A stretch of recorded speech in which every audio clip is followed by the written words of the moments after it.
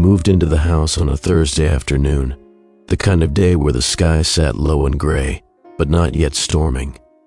My car was loaded down with cardboard boxes that I had been living alongside for weeks, stacked up in the corner of my old apartment like monuments to the decision I had made. I had been saving for years to get out of that cramped place, tucking away every overtime check, every holiday bonus, until finally I had enough for a down payment. The house wasn't big. It wasn't anything close to the kind of places you see in glossy real estate magazines, but it was mine. That fact alone carried a weight that made my chest tighten every time I thought about it. The driveway crunched under my tires as I pulled in, and I sat for a moment, staring at the modest two-story home. Beige siding, a porch just wide enough for 2 chairs, shutters that looked like they hadn't been painted in years. It wasn't perfect, but it looked solid, real, like the kind of place where people settled down, where they could finally stop moving every year when the rent went up. Inside, it smelled faintly of dust and fresh paint. The realtor had told me the place had been on the market for months and the sellers were desperate to move it. "You're getting a bargain," she had said during the tour. And she was right. The mortgage payment was lower than I had expected. The first time she walked me through, the layout was simple enough to memorize. Living room to the left, kitchen straight ahead, stairs tucked neatly to the side, 3 bedrooms upstairs, 1.5 baths. Nothing confusing, nothing unusual. But now, carrying the first box into the living room, I stopped. Something felt off. It wasn't anything I could put my finger on. Just a faint dissonance between what I remembered and what I saw now. I tried to brush it off as stress. Moving does that, turns every shadow into something suspicious, every unfamiliar creak into an omen. I set the box down and went back for another. By the time I unloaded the car, the sun was sinking low, and the house was filling with the golden light of evening. I walked through each room again, trying to imagine where my furniture would go. The kitchen cabinets were older than they looked in the photos online, their paint chipped and yellowing around the handles. The bathroom upstairs had a cracked tile in the corner, one I hadn't noticed during the showing. Little things, minor annoyances. Then I found it. At the end of the upstairs hallway, just past where the bathroom should have been, there was a door. It was narrow, with a plain wooden knob, nothing special. But it shouldn't have been there. I remembered the listing photos clearly. 3 bedrooms, 1 bathroom. I remembered the walk through with the realtor, how she had gestured to each door with her manicured hand. I remembered counting. 1, 2, 3, not 4. I opened it before I had time to think better of it. The door creaked inward to reveal a short, empty room. The walls were bare drywall, unfinished, and the floor was plain wood with no carpeting. The ceiling slanted sharply, as if this had once been attic space. It was small, maybe 8 by 10 feet, with no windows. The air inside was stale, like it hadn't been disturbed in years. I stood there for a long time, one hand braced against the frame, staring into the nothingness of it. It wasn't just that the room wasn't supposed to exist. It was the way it felt tacked on, shoved between spaces where it didn't belong. A bad addition, one that defied the logic of the house's structure. I tried to think through it rationally. Maybe the online floor plan had been wrong. Maybe the realtor hadn't shown me everything. Maybe it had been locked during the tour. But none of those explanations sat right. The angles of the house didn't account for it. This room cut into a space where nothing should have fit. I backed out slowly and closed the door. That night, after arranging my bed in the largest upstairs room and stacking my boxes along the walls, I pulled up the listing again on my laptop. The photos loaded bright and clean, with wide-angle shots meant to make the rooms look larger than they were.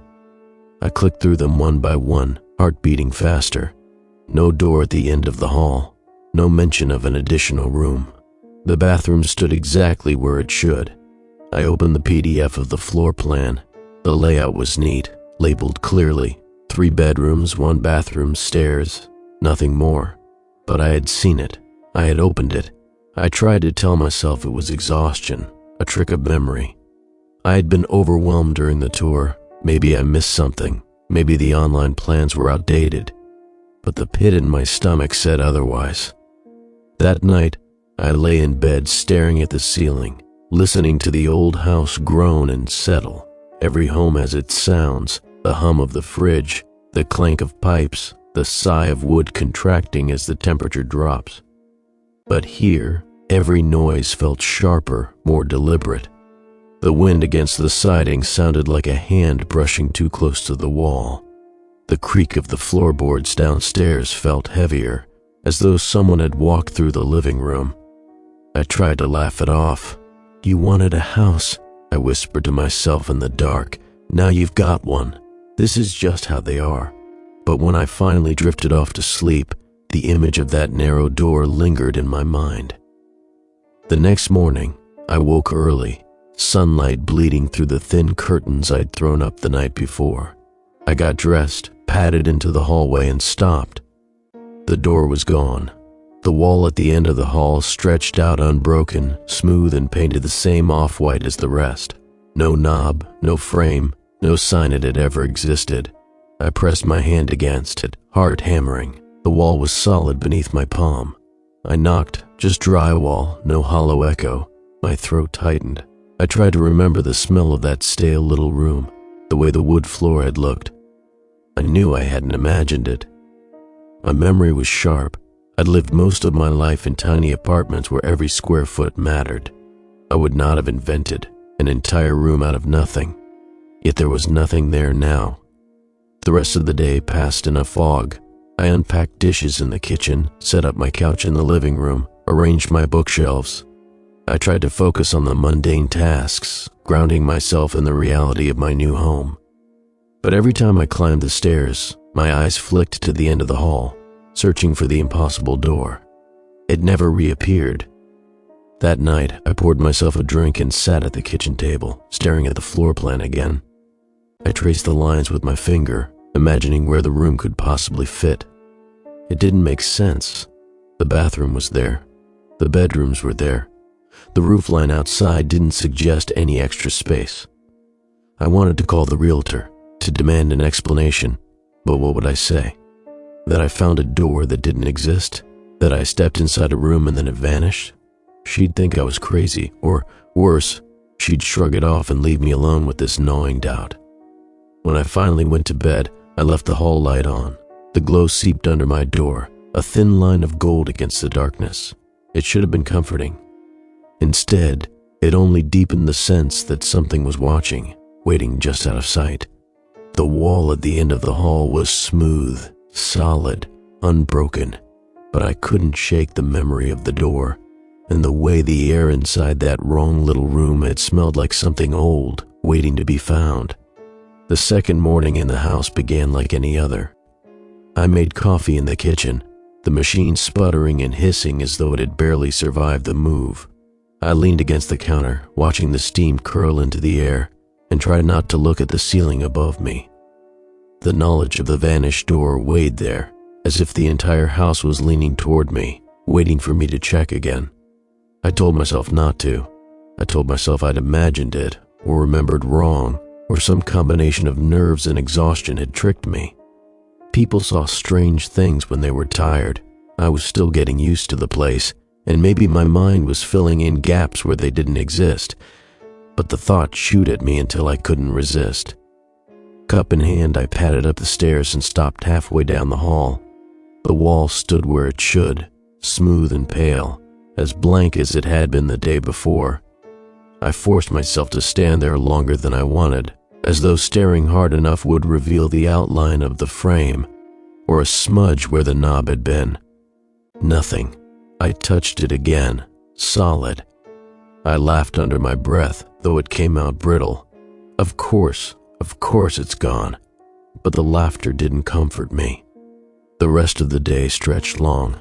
I unpacked books, clothes, the pots and pans I barely used.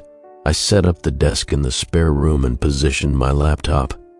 By late afternoon, the sun dipped and shadows began to pool across the floorboards. That unsettled feeling returned, the one that made my skin prickle as though unseen eyes lingered in the corners. I tried to distract myself with tasks. I vacuumed. I wiped counters that didn't need it. At one point, I found myself reorganizing my sock drawer, desperate for something to anchor me to the ordinary. But eventually, the need to check grew too strong. I stood at the end of the hall again, staring at the blank wall. And this time, the door was back. The knob gleamed faintly in the dim light, as though it had always been there. My chest tightened, and I felt the urge to retreat, to run back downstairs and leave it alone. But curiosity pushed me forward, one step at a time, until I stood in front of it. My hand trembled when I reached out. The door swung inward easily, without the creak I remembered. The small room yawned open, unchanged, bare drywall, plain wood floor, the ceiling sloping in at sharp angles. But the air was different, fresher. The stale heaviness was gone. I stepped inside. The silence pressed down around me, as if the walls absorbed every sound. I looked around carefully, scanning for anything that might explain it. But the room was empty. No furniture, no scraps, no hint that anyone had ever used it. I closed the door behind me, just to test, and immediately regretted it. The click of the latch was too loud. I placed my palms against the walls. They felt rough beneath the thin layer of paint, like they had been slapped together quickly, unfinished. I tapped one with my knuckle, hollow.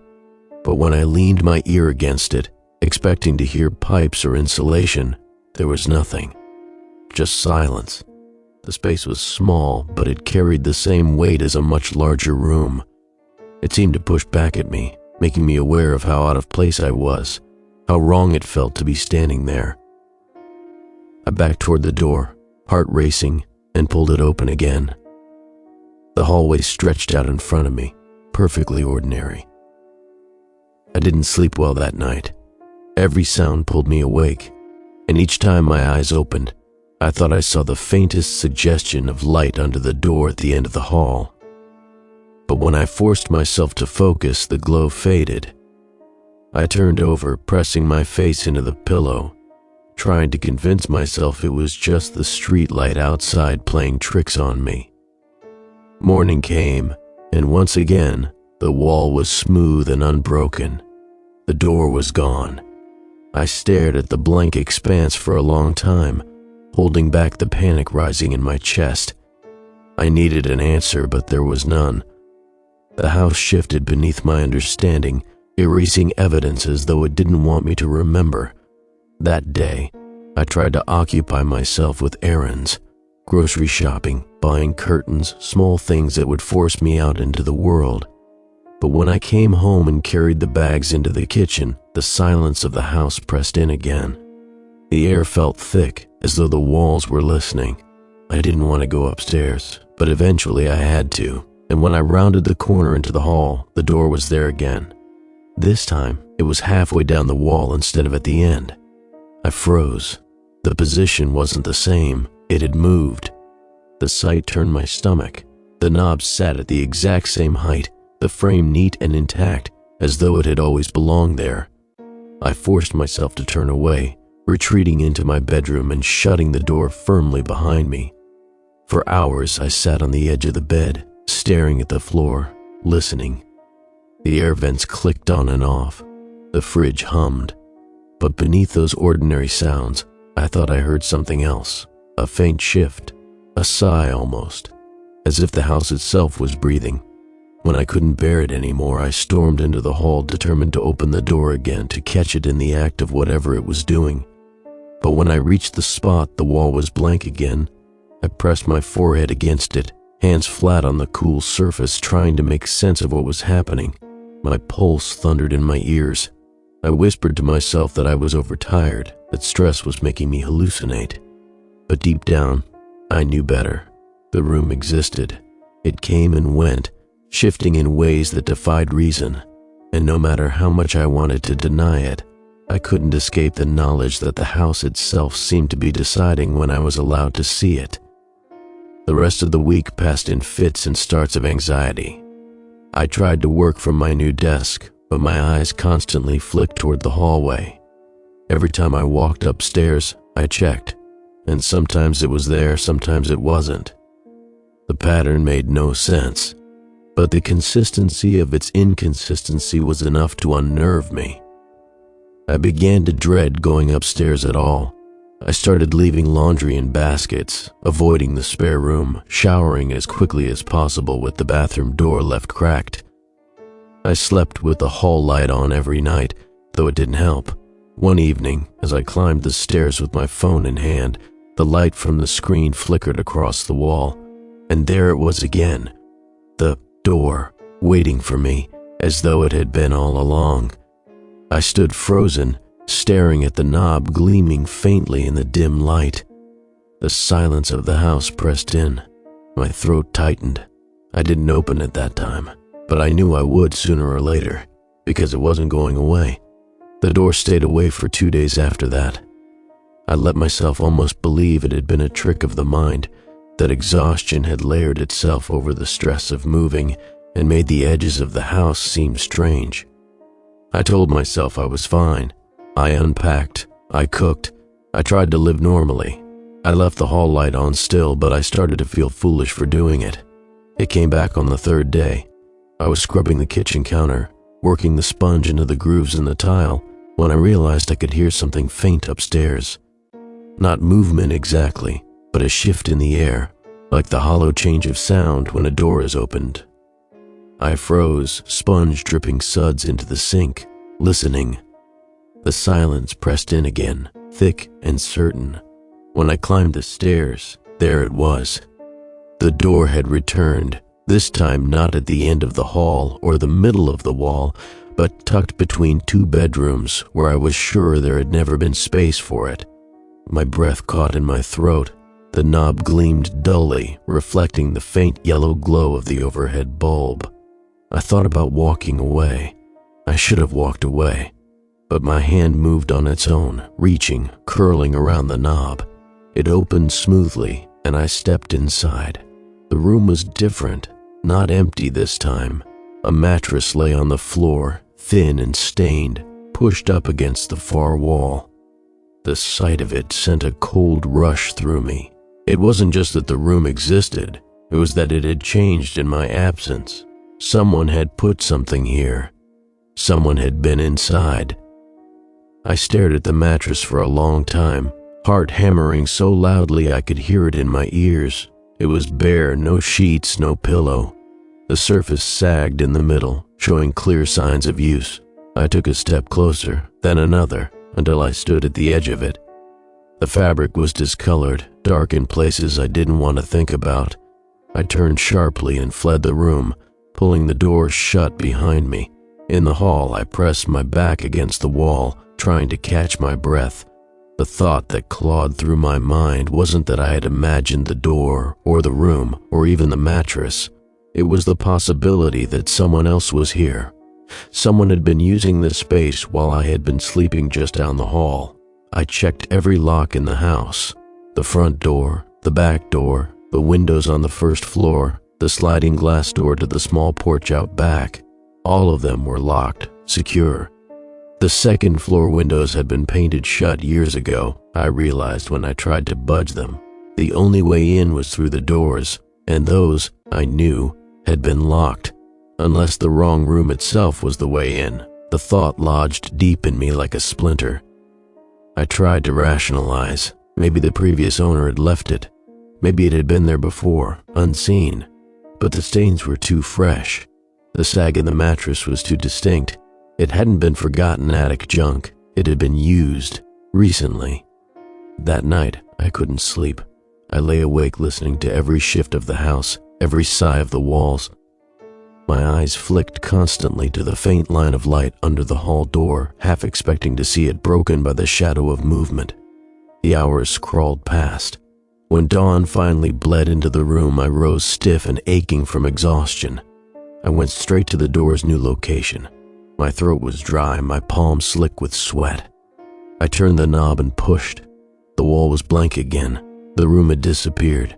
The mattress was gone with it. I staggered back a step, dizzy. I had half expected the room to stay, to confront me with proof. But its absence was worse. The denial of evidence made me feel like I was unraveling. All day I couldn't stop thinking about it, the way the mattress had looked, the implication that someone had been there, lying down, listening, waiting. I kept replaying the possibility that they had been inside while I was in the house, moving when I wasn't looking. That evening, I poured a drink and sat heavily in the living room staring at the blank television screen. I told myself I needed to leave, sell the place, cut my losses, get out while I still could. But the mortgage was fresh, the ink barely dry on the paperwork. I couldn't walk away without losing everything I'd worked for. And worse than that, if I told anyone, they wouldn't believe me. They'd say I was imagining things, or lying, or breaking down. So I said nothing. The next day, while vacuuming the living room, I heard it again. That shift in the air, the faint sense of something opening upstairs. My chest tightened. I set the vacuum aside and climbed the stairs slowly, dread crawling up my spine. The door had returned again. This time it was in the corner of the hallway, where the wall angled near the stairs. It hadn't been there before. There was no way it could fit there, but it did now. I gripped the knob and turned. The room opened to me, familiar and wrong all at once. The mattress was back, but it wasn't alone. A crumpled fast food wrapper lay beside it, streaked with grease. I knelt down, staring at it, my skin crawling. It was fresh. I could smell the faint tang of salt and old meat. My throat went dry. I pulled back quickly and closed the door. Downstairs, I sat at the kitchen table, staring at my hands. They shook faintly, betraying the fear I wanted to deny. Someone had been there. Someone was using the room, not just some leftover junk from years past. Someone current, someone alive, and they were moving in and out of my home as though it belonged to them. I didn't know how to fight something like that. That night, as I lay in bed, the silence of the house was heavier than ever. Every sound carried weight. I thought I heard a faint rustle from the hall, the crackle of paper, the shuffle of something brushing against the walls. My heart pounded, and I pulled the blanket tighter, staring at the door of my bedroom. The wall outside shifted with shadow, faint and uncertain. And though I never heard the knob turn, I knew, without question, that the wrong room was back again. I started locking everything. It became a ritual, one that gave me the illusion of control. Front door, locked. Back door, locked. Every window latch checked and rechecked, even though most of them were painted shut. I bought new deadbolts, stronger ones, and installed them myself, my hands trembling as I drilled into the wood. Each click of the lock sliding into place made me feel safer, though deep down I knew it didn't matter. The room didn't follow rules. Still, I couldn't stop myself. At night, I'd walk the perimeter of the house, testing every door twice.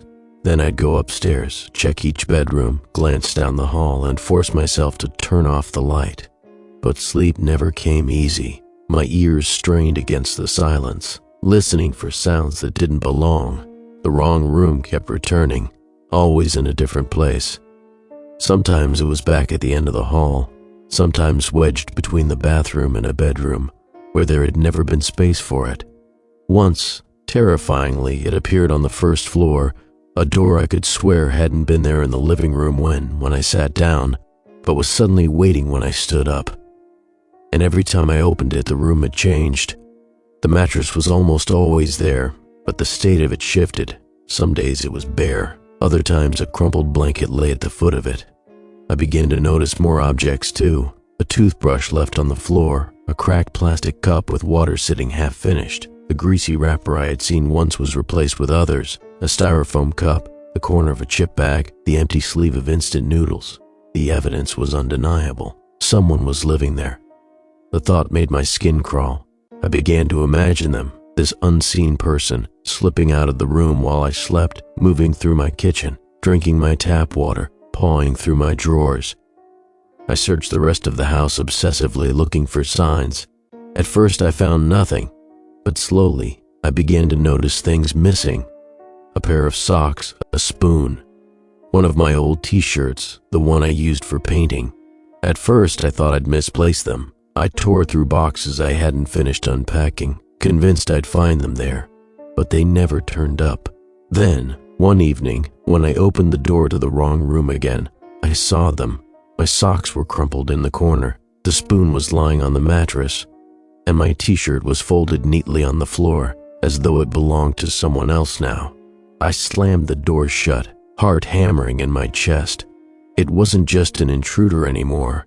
It was something worse. This presence wasn't taking things randomly. It was collecting them. My belongings were migrating into the wrong room piece by piece until it felt like the boundary between my life and theirs was dissolving. The paranoia grew sharper. Every creak of the floorboards became suspect. Every faint shift of shadow in the corner of my eye set me on edge. I started carrying a heavy wrench with me from room to room, keeping it close at hand, as if I'd ever have the courage to use it if I caught someone. I called the realtor once, my voice trembling as I asked her if anyone else had complained about the house. She hesitated before laughing it off, insisting that the quirks were just part of an older build. But there was something in the way she said it, too quick, too dismissive, that told me she knew more than she wanted to admit. I thought about calling the police, but what would I say? That a door kept appearing in my house, revealing a shifting room that shouldn't exist? They'd write me off, maybe worse. And even if they came, what would they find? An empty wall. So I told no one.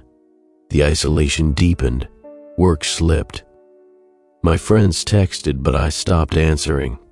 My world narrowed to the boundaries of the house and the unpredictable door that kept opening inside it.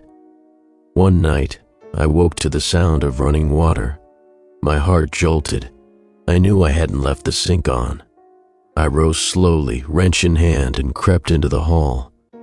The wrong door was there again, glowing faintly in the spill of the nightlight I'd plugged into the outlet. The sound came from inside. I forced my hand onto the knob, sweat slicking my palm, and turned. The room opened into its familiar, impossible space. The mattress lay against the far wall. My spoon glinted faintly on the floor, and in the corner, a small bathroom sink jutted out from the wall, one I swore hadn't been there before. The faucet dripped steadily into the basin. I staggered back, bile rising in my throat. The room wasn't just occupied. It was growing, changing, becoming more of a home for whoever lived there. I shut the door hard and stumbled back to my bedroom. I locked the door behind me, even though I knew it was useless.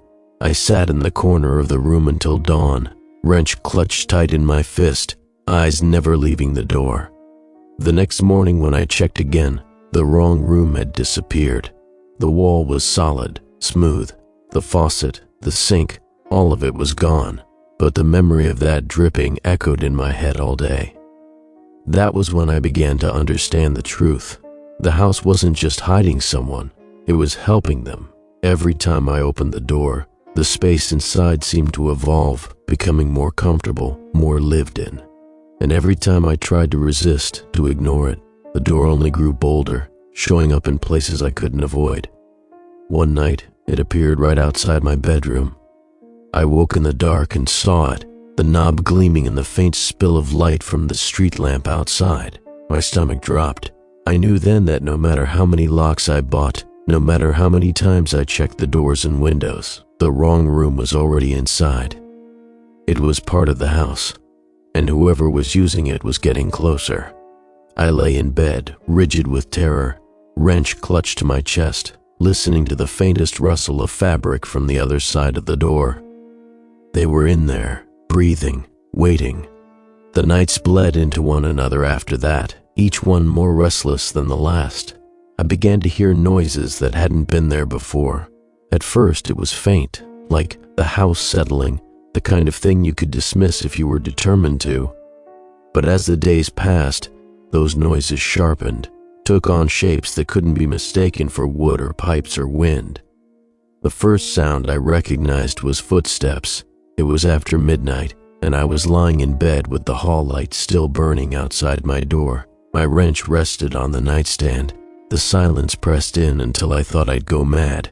Then, faintly, I heard it, the creak of weight shifting against the upstairs floorboards, slow, deliberate steps moving across the hall.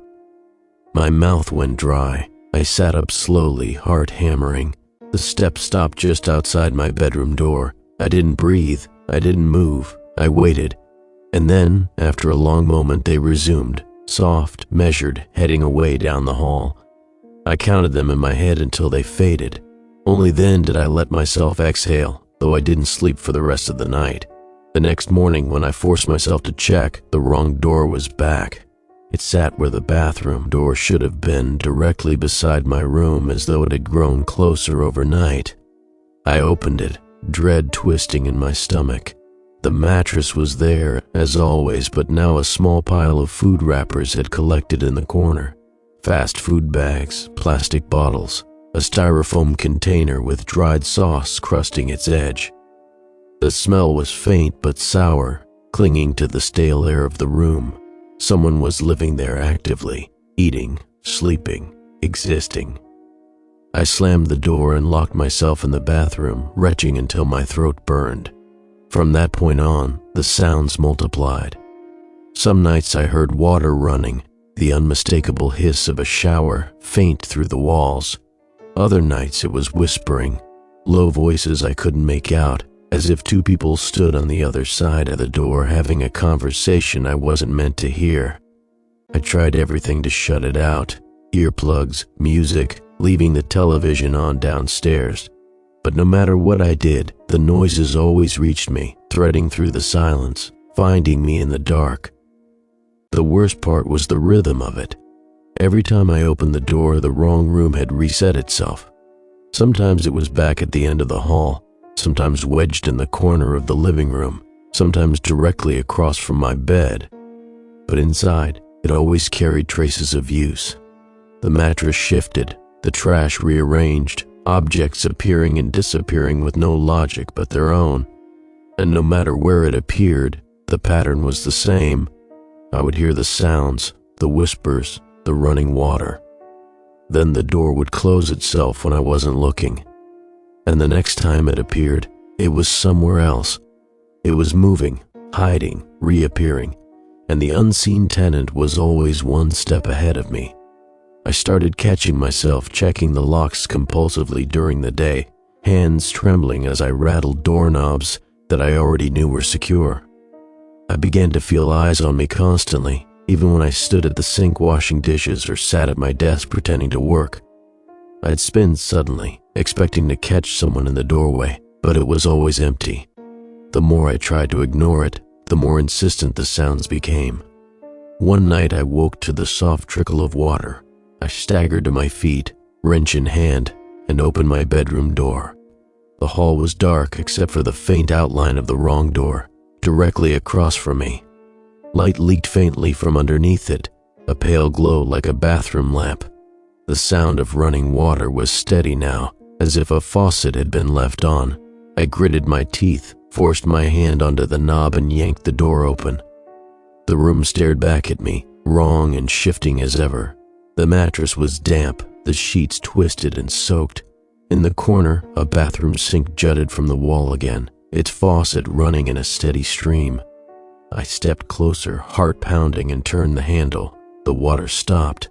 The silence that followed was worse than the noise. I turned to leave and froze. On the wall above the mattress, words had been scrawled in what looked like black marker. "Stay out." My breath caught. The letters were jagged, uneven, written with a desperate hand. I stumbled back and slammed the door shut. I didn't open it again for 3 days, but the noises didn't stop. If anything, they grew louder. Some nights, I heard the distinct sound of someone breathing on the other side of the wall. Other nights, the whispering grew urgent, words almost forming but never quite clear. The walls of the house began to feel thinner, less like protection and more like paper separating me from whatever lived inside that room. Then, one night, I woke to the sound of my own name. It wasn't shouted, it was whispered, long and drawn out, just outside my bedroom door. I froze under the covers, wrench clutched tight, and listened. The voice repeated it, a rasp, low and deliberate. My skin crawled. I forced myself up, every instinct screaming not to, and opened my door. The hall stretched empty in front of me. The wrong door was gone, but the whispering continued, faint and close, as if someone stood right at my shoulder. I spun. Wrench raised. Nothing. The sound cut off abruptly, leaving only silence. I stumbled back into my room, shaking so hard the wrench clattered against the floor when I dropped it. That was when I knew. Whatever lived in that wrong room wasn't just some hidden tenant sneaking food or squatting. It wasn't just a trespasser.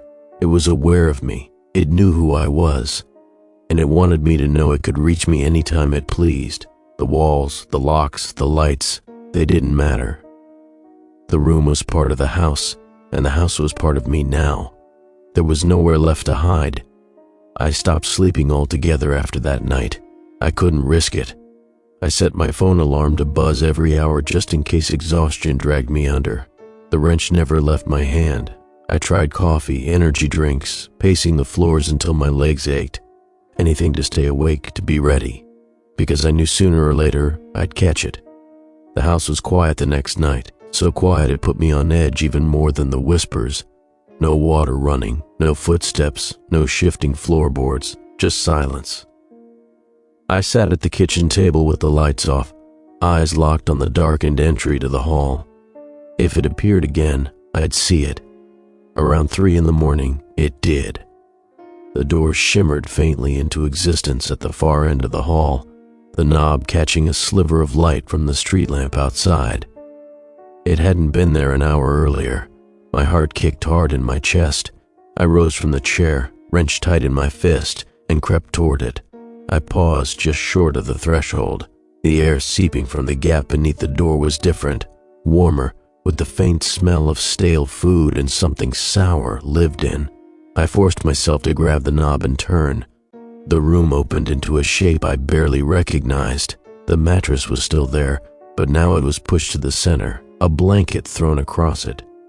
Against the wall stood a small crate doubling as a nightstand, with a half-empty water bottle sitting on top. A toothbrush lay beside it. The floor bore scuffs and smudges as if someone had been moving around in here daily. I held my breath and stepped inside.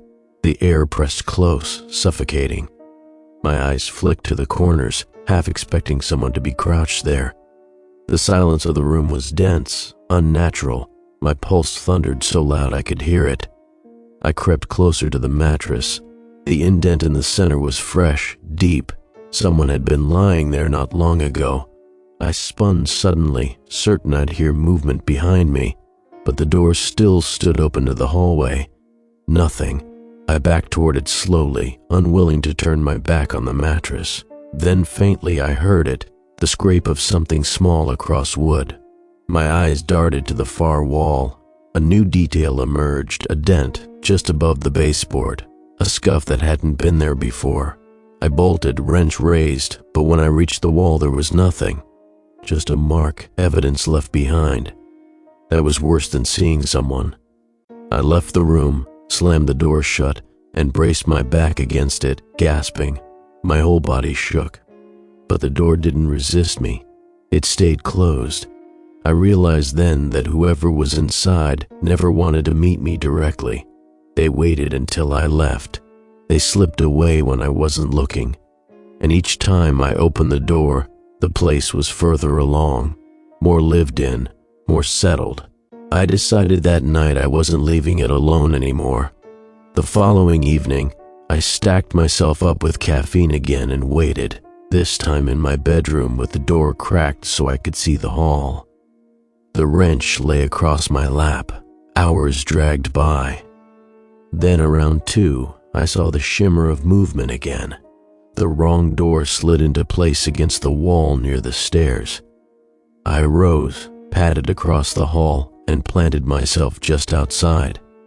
I didn't open it. I waited.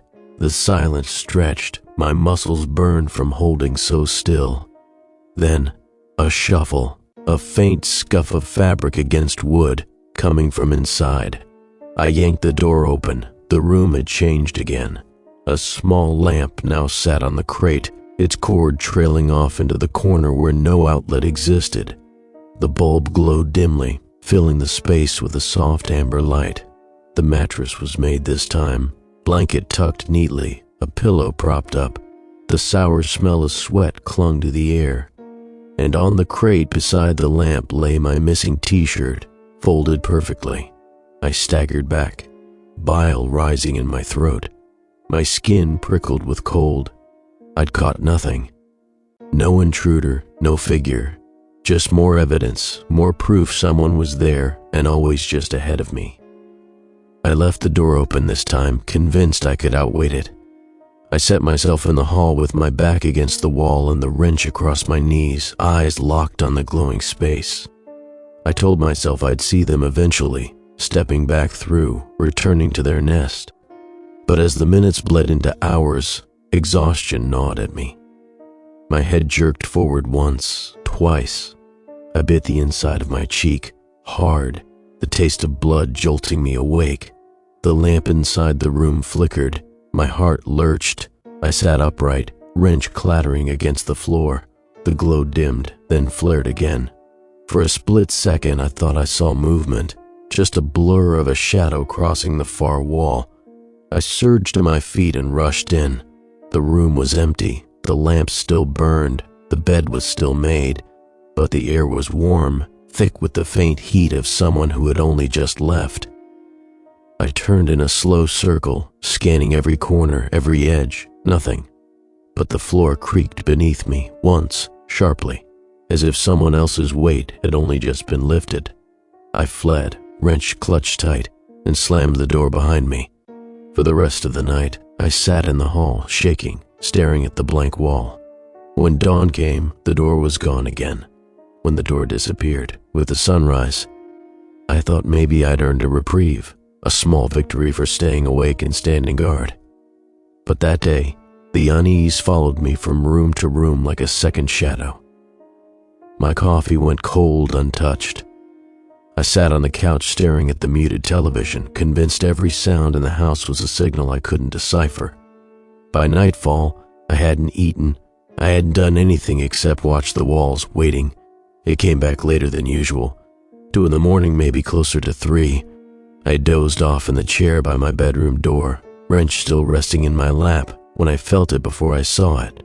A pressure in the air, like the oxygen shifted when the wrong room slid into existence. I forced my eyes open and almost cried out. The door wasn't at the end of the hall or wedged into some corner. It was at the foot of my bed. The knob gleamed faintly in the spill of light from the nightstand lamp. My chest constricted as I stared at it no more than 5 feet away. I could smell the sour, lived-in odor seeping through the crack beneath the door. I could almost hear the whisper of fabric brushing against wood inside, as though someone had shifted their weight on the mattress.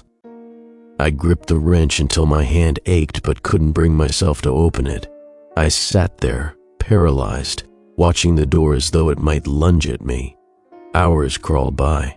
Every time I blinked, I half expected it to swing open and reveal whoever or whatever was inside. By dawn, it was gone. The wall returned to its normal blank state, as if nothing had ever been there. But the smell lingered.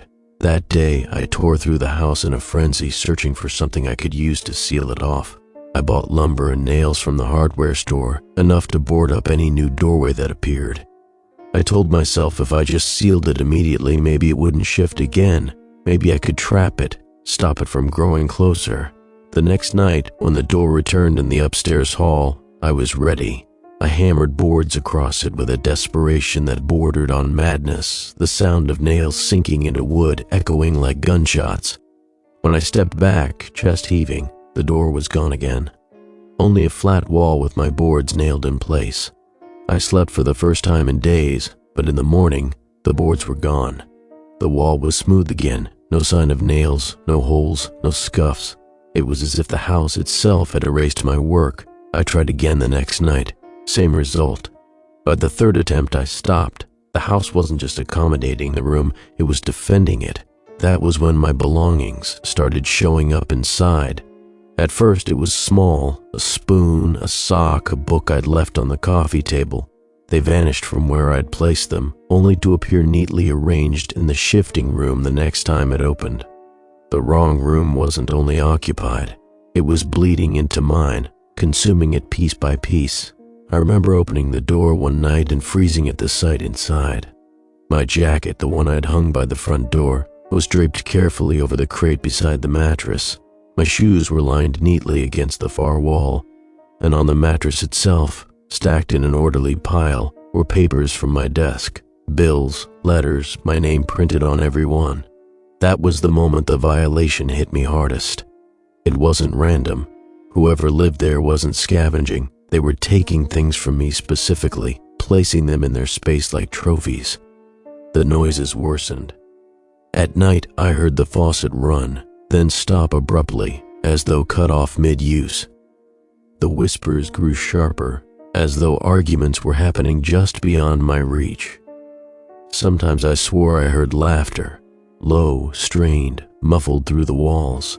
I stopped checking at first. I thought if I ignored it, it would weaken, but the less I looked, the bolder it became.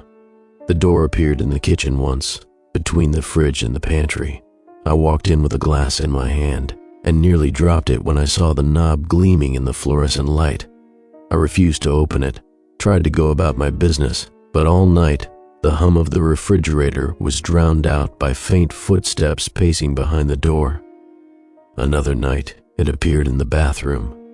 I had been brushing my teeth, half asleep, when I noticed the mirror's reflection didn't line up with the space behind me. I spun, toothbrush clattering into the sink, and there it was, the wrong door, wedged impossibly between the tub and the wall. I didn't open it. I left the bathroom and didn't go back until morning. I grew weaker, stretched thin by the constant dread. I barely ate. My hands shook when I tried to drink coffee. Sleep was never more than an hour at a time, broken by the sound of footsteps, whispers, the faint rush of water. My own belongings continued to vanish. Shirts from my closet, utensils from the kitchen, even the blanket from my bed, all migrated into the wrong room as if it was pulling my life into itself. And every time I opened it, the room looked more complete. A rug appeared one night, frayed but clean, stretching across the center of the floor. Another time I found a small table pressed against the wall, with a lamp and a stack of books I hadn't owned. The mattress was made more often now, tucked neatly with my sheets, my things mixed with unfamiliar ones, until I couldn't tell where my home ended and theirs began. The worst was the night I found the photo frame. It was one I'd kept on my nightstand, holding an old picture of me and my parents. When I opened the wrong door, it was sitting on the crate beside the mattress. Only the photo inside had changed. The frame was the same, but the picture was of me, sitting on the mattress in the wrong room, asleep. My stomach turned cold. I staggered back and nearly fell, the blood draining from my face. My own image stared at me, caught in a moment I had no memory of. My head spun. Had they taken it while I slept? Had I been inside the wrong room without knowing it?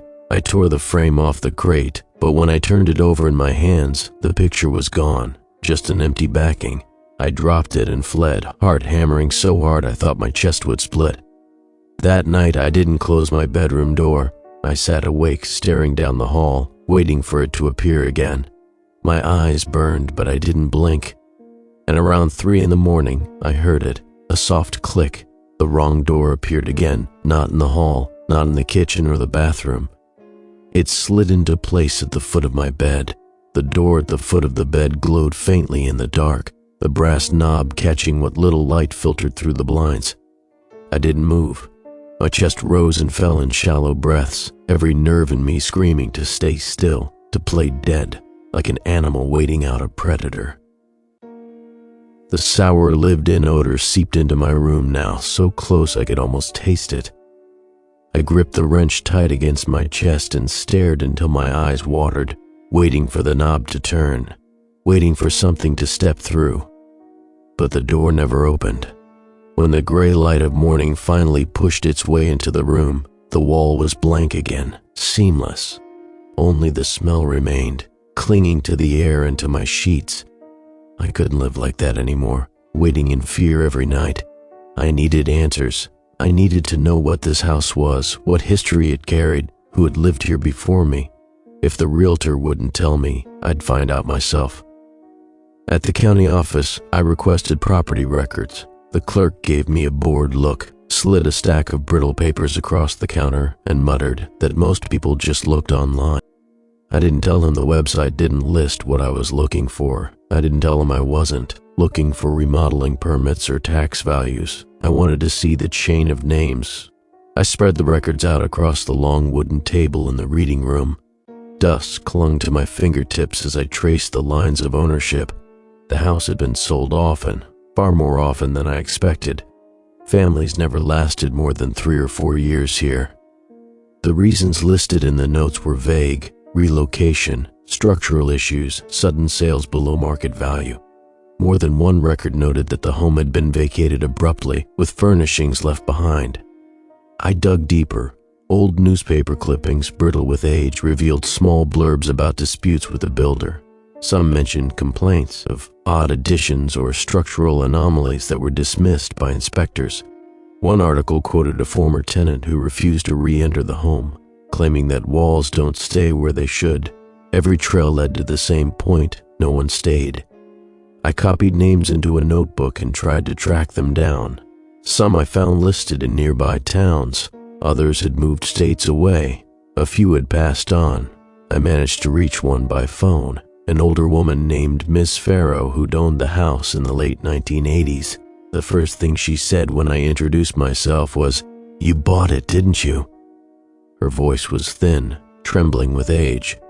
"Yes," I whispered, staring at the wall of my kitchen. She exhaled shakily. "We warned them not to keep selling it. That place isn't fit for living." "What happened while you lived there?" My voice cracked. She was quiet for a long moment before answering. "Rooms, that's all I'll say. Rooms that don't belong." My grip on the phone tightened. "Did you see someone? Was there someone inside? Not someone." Her tone sharpened suddenly, fear bleeding through the receiver. "Something. Don't go looking for it. Don't go through the door." Before I could ask anything else, she hung up. I sat frozen at the table, her words looping in my head. Rooms that don't belong. Don't go through the door. But I already had. When I returned home, I pulled open the closet in the hallway where the previous owner had left a box of old documents. Inside, among yellowed utility bills and warranty cards, I found a manila envelope labeled deed. I tore it open, scanning the contents. The most recent transfer matched my sale, but beneath it was a list of owners stretching back decades. The names lined up with what I'd seen at the county office: quick turnovers, abrupt departures. But what chilled me most was a folded letter stuffed in the back.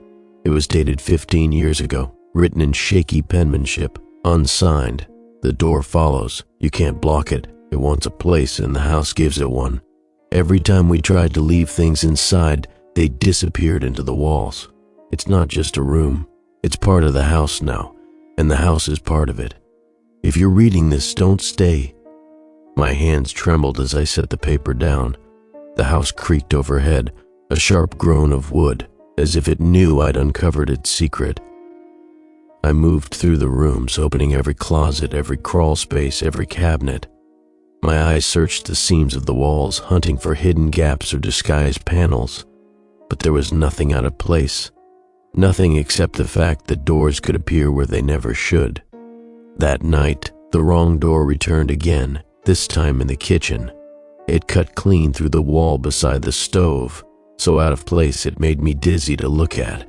I stood staring at it for nearly an hour, unable to move closer, unable to look away. When I finally opened it, the air that rushed out was humid, warm. The room stretched bigger than before. The mattress had been pushed aside to make space for a small wooden chair, my chair from the dining table upstairs. On the crate, my framed photo of my parents had reappeared, but the glass was cracked, spiderwebbed through the center. I slammed the door and staggered back, nearly knocking over a chair. The smell lingered, heavy and sour. My pulse raced as I backed away. The house groaned above me. Floorboards shifted with the sound of footsteps, though I hadn't moved. I ran to the stairs, but froze halfway up. At the end of the hall, another door shimmered into place, and then another just beyond it. 2 doors. My stomach turned to ice. Until that night, there had only ever been one. Now the house was giving it more. I backed down the stairs, breath shallow, staring as both doors waited at the end of the hall. Neither opened, neither vanished. They simply stood, patient, as though daring me to choose which one to open. I didn't. I locked myself in my bedroom and waited until morning. When the sun rose, both doors were gone, but the smell was stronger than ever, soaked into the air of the entire house, clinging to my skin no matter where I went. I lay on the bed staring at the ceiling, trying to decide if I was losing my mind or if the house itself was unraveling around me. When I finally slept, it was only for an hour. I woke to the sound of a door clicking open in the dark. The sound of the latch turning in the dark jolted me upright, my body moving before my mind caught up. My hand found the wrench on the nightstand, slick with sweat though I hadn't been holding it. The air pressed down heavy, the way it always did when the room appeared, but this was worse. Charged, expectant, like the house was holding its breath. I didn't want to move. I didn't want to confirm what I already knew, but I forced myself out of bed and crept toward the faint glow at the end of the hall. The door was open. Not all the way, just cracked, spilling a thin blade of amber light across the floorboards. My stomach twisted. The doors had always waited for me to open them before. Never like this. I edged closer, every nerve screaming to turn back, and pressed myself against the wall. My heart beat so loud I was sure whatever was inside would hear it. I leaned just far enough to look. The room was lit by that same small lamp, the one that had appeared on the crate. The mattress was made neatly, blanket tucked tight. My dining chair sat pulled close to the bed, and in it, someone was sitting. Their back was to me, shoulders hunched, head tilted slightly, as though they were studying something in their lap. Their hair was short, dark, messy. The glow of the lamp painted the back of their neck in pale gold. I froze, breath locked in my throat. I'd imagined this moment so many times, but now that it was here, I couldn't move, couldn't speak. My legs trembled. The figure shifted, placing something on the crate beside them. My eyes flicked to it, a stack of papers, my papers, the bills and letters that had vanished from my desk. They picked one up, held it close, then set it back down, all with slow, deliberate movements. I wanted to run, but my feet stayed planted. The sight rooted me in place, horror and fascination entwined. I finally found my voice, though it came out a rasp. "Who are you?" The figure stilled, their head tilted slightly, like a dog listening to a far-off sound. "Why are you in my house?" My words cracked. Slowly they reached for something else on the crate. A notebook. My notebook, the one I'd filled with names of past owners and scraps of research. They flipped it open, scanned a page, then set it down again without turning to face me. Anger surged through the fear, enough to shove me forward a step. "Answer me." They didn't. They lifted a hand instead, reaching for the cracked photo frame. The glass glinted as they held it, turning it in the light. Their shoulders shifted with a faint exhale that almost sounded like a laugh. I raised the wrench, though my hands shook so badly I could barely keep it level. "This is my house." Finally, the figure moved, not to stand, not to turn, just to pick up a piece of paper from the crate and hold it up for me to see. A note. Block letters scrawled in black marker, jagged and uneven. "Why are you in my house?" My knees went weak. I staggered back against the wall, gripping the wrench like it was the only thing tethering me to the floor. My mouth opened, but no words came. The figure lowered the note, set it down, and went back to arranging my belongings on the crate. Calm, unhurried. I couldn't take it. I bolted, wrench clattering against the wall as I fled to my room and slammed the door shut. I pressed my weight against it, chest heaving, waiting for the sound of footsteps following. But none came. The house was silent again. When morning came, I forced myself back into the hall. The wall was bare, no door, no light, no figure. Only the faint scent of stale sweat and something sour that had seeped into the air. I stumbled downstairs, weak with exhaustion, and collapsed into a chair. The note was burned into my mind, the jagged letters, the impossible question. Why are you in my house? It didn't make sense. This was my mortgage, my deed, my name on the papers. But the way they had sat there, calm, methodical, arranging their things as if they'd lived here all along, it shook something deep in me. Days blurred. I avoided opening the doors when they appeared, but sometimes I caught glimpses when they cracked open on their own. The figure was always there now, back turned, arranging, organizing. Sometimes hunched over the mattress, other times sorting through piles of objects that had once belonged to me. I never saw their face, never heard their voice, just the steady, deliberate movements of someone at home in their own space. The more I resisted, the closer the doors appeared. In the bathroom while I brushed my teeth, at the base of the stairs when I went to fetch the mail. Once, horrifyingly, in the reflection of the microwave door as I passed through the kitchen, a knob gleaming where no wall should have been. Each time, the same figure inside. Each time, more of my belongings gone from the house and reappearing in theirs. I tried to fight back. I screamed at them, pounded the walls, hurled the wrench at the crate once. The figure never turned. The note remained on the crate, stark and final. Why are you in my house? I stopped answering texts. I stopped going to work. My phone sat dead on the counter. All I did was wait for the doors, open them, watch the figure inside slowly colonize more of my life. It became ritual. It became routine. And the house shifted around it, always compliant, always ready to give the wrong room another place. The night I found my bed missing its blanket, I knew it was only a matter of time before more of me followed.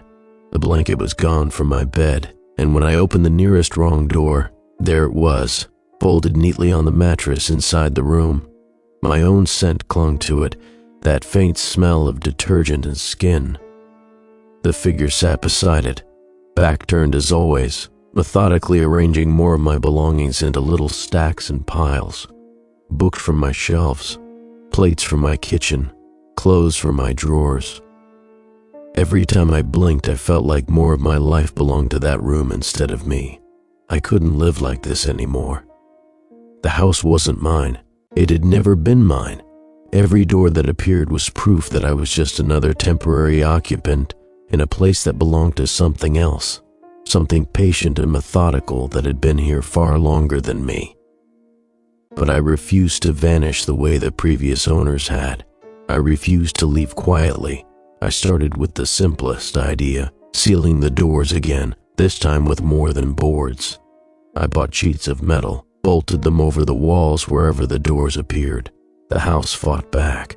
The metal vanished overnight, as if the walls had swallowed it whole. Next, I tried pouring cement across a hallway threshold where the door had shown up the night before. The following morning, the cement was gone, the floorboards pristine. I even smeared salt across the door frames, half out of desperation, half out of superstition. Nothing worked. The house consumed everything, erased every attempt to resist. I knew what I had to do. The wrong room couldn't exist without the house feeding it. The walls were complicit, bending, shifting, making space where none existed. If I wanted to end it, I couldn't fight the room. I had to kill the house. For 2 days I prepared. I dragged furniture into piles in the center of each room, couches, chairs, bookshelves. I emptied the cabinets, stacking dishes and pots onto the heap. The smell of gasoline filled the air as I sloshed it across the floor, up the stairs, over the banisters, drenching the walls until the fumes made my eyes burn.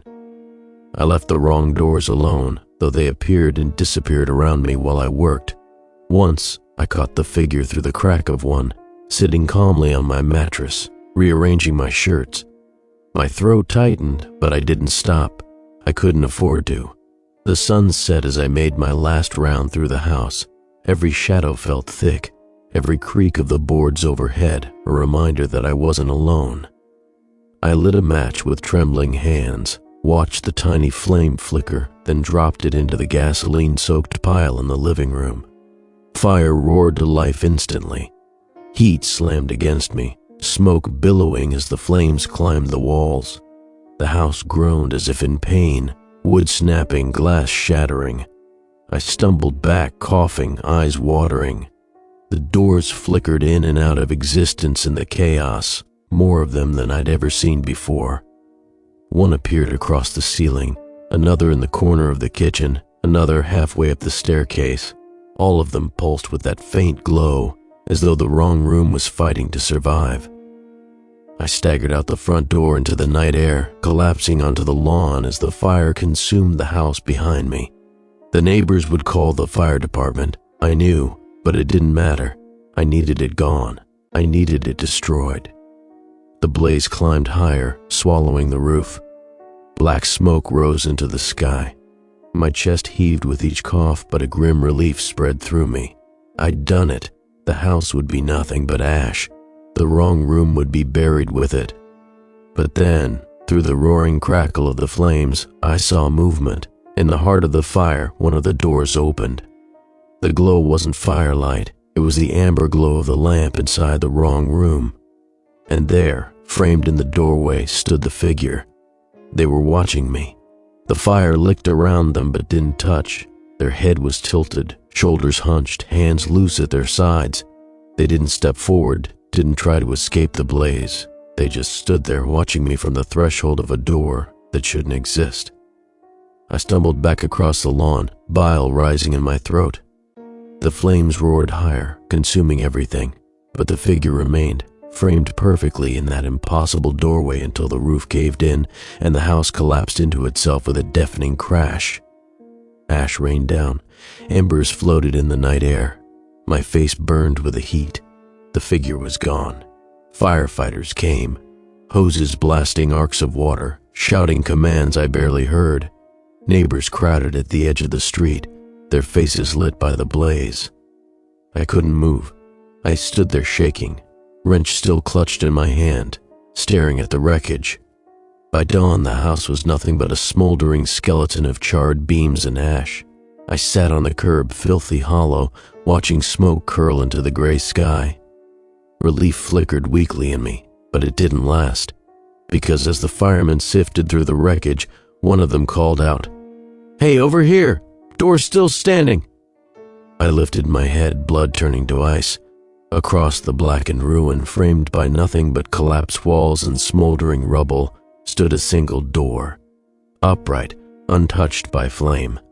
The knob gleamed faintly in the morning light, and when the wind shifted, carrying the smoke aside, I saw it, the faint amber glow spilling out from the crack beneath it. The wrong room had survived. I rose on unsteady legs, heart pounding, and staggered backward down the street. The firefighters shouted after me, but I didn't answer. I couldn't. My eyes were locked on that impossible door, still standing where the house had been, waiting patiently for me. It would never leave.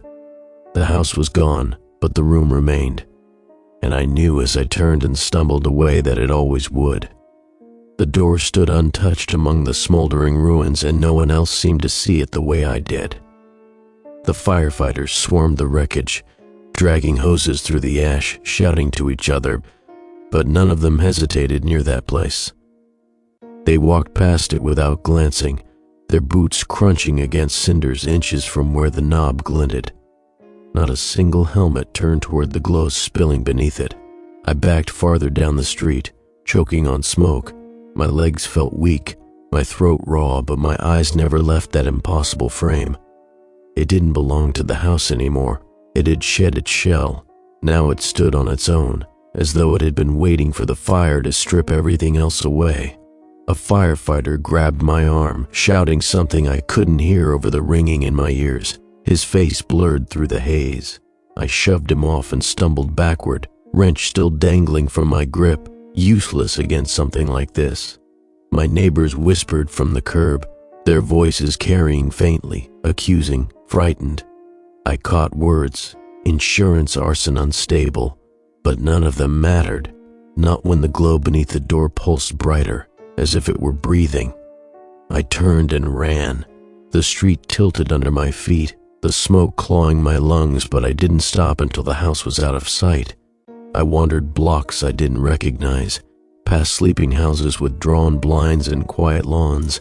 Every time I blinked, I saw it behind my eyelids. The figure in the glow, the note scrawled in black marker, the jagged letters asking me what right I had to be there. I couldn't stop shaking. By the time I collapsed on a bench at the edge of town, the sun was fully up, burning the smoke haze into gold. My body ached with exhaustion, but I couldn't rest. My skin crawled with the knowledge that the wrong room hadn't died with the house. The house had only been a vessel. The room didn't need walls or rafters. It needed me. I left town that day. I didn't pack. I didn't go back. I abandoned my car and walked to the bus station, paid cash for the first ticket out. My clothes still reeked of gasoline and smoke, and people stared, but I didn't care. The bus carried me for hours, rattling down highways lined with endless fields. But every time I glanced at the window's reflection, I swore I saw a faint rectangle of light somewhere behind me in the glass, like a doorway glowing in the dark.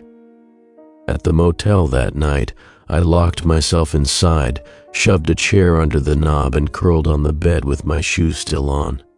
The air conditioner rattled, the neon sign outside buzzed, but beneath it all, I could hear something softer. A creak, a shift, a sound like weight settling on the other side of a wall. I refused to look. 2 nights later, in another town, another room, I woke to find the motel door ajar. Not the main door, the wrong door. It had appeared in the corner beside the dresser, wood plane and knob gleaming faintly in the dark. Light seeped beneath it, that same amber glow. I froze, my body locked, as the air filled with the sour sweat scent of the mattress. The door opened a crack, just enough for me to see the edge of the crate inside, the corner of the blanket, the glow of the lamp. And then, slowly, a note slid out through the gap, curling onto the carpet. My heart thudded against my ribs as I crawled forward and picked it up with trembling fingers. "You can't leave." I dropped it as though it burned. The door clicked shut, the glow vanished, and the corner of the room was bare again. But the note stayed. I stared at it until dawn, the marker's strokes jagged and heavy, unmistakably real. I left before checkout, hitchhiking this time, trying to outrun something that didn't need roads. The further I went, the more relentless it became. In every town, in every cheap room I rented, doors appeared. Sometimes just for seconds, sometimes all night. I stopped opening them. I couldn't bear to see what new pieces of me had migrated inside. But even without opening them, I knew the figure was there, arranging, claiming, waiting. I started seeing the notes more often, slipped under the door, left on my pillow, stuffed into the pocket of a jacket I hadn't worn since the house. "You're in my room. You don't belong. Why are you still here?" Each one in the same jagged black strokes, each one colder than the last. I stopped throwing them away. They piled in my bag, folded and creased, until I carried more of the room with me than I wanted to admit. Nowhere is safe. The wrong room doesn't care about walls or deeds or fire. It doesn't need the house anymore. It finds me, wherever I am, as though the moment I stepped across that threshold the first time, I gave it permission. I don't know how long I can keep running. I don't know if running even matters. The room doesn't chase. It waits, patient, multiplying doors until one of them will be too close to resist. And every time I close my eyes, I see the figure with its back turned, hunched over the crate, arranging my life piece by piece as though it always belonged to them.